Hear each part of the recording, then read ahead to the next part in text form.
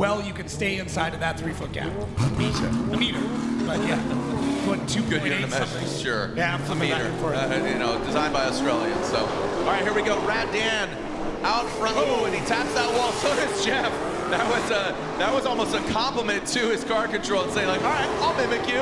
Was that within a meter? Definitely less than a meter to that wall. So very similar to what we saw from Rad Dan, but doesn't look like Jeff regains the ground that we saw Rad Dan. But again, keep in mind with Dan hitting that wall, that definitely could have disrupted the flow on that lead and affecting, right? Every action has a reaction, and that might have been the case. As we're going to run it back and take a look. What are your thoughts? Yeah, there's a lot of different cases where this has happened, and thankfully there's no major impact there, but it does show how committed Jeff Jones is, where he taps the wall right behind Rad Dan. Both of them lose a little bit of angle on that contact, but doesn't look like anything too crazy.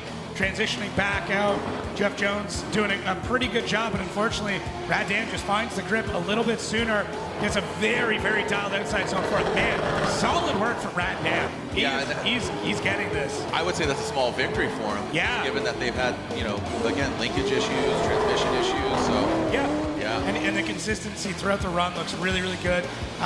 Yeah, I think Jeff Jones just, he catches that bit of wall and never really regains his pace and kind of his footing in the run.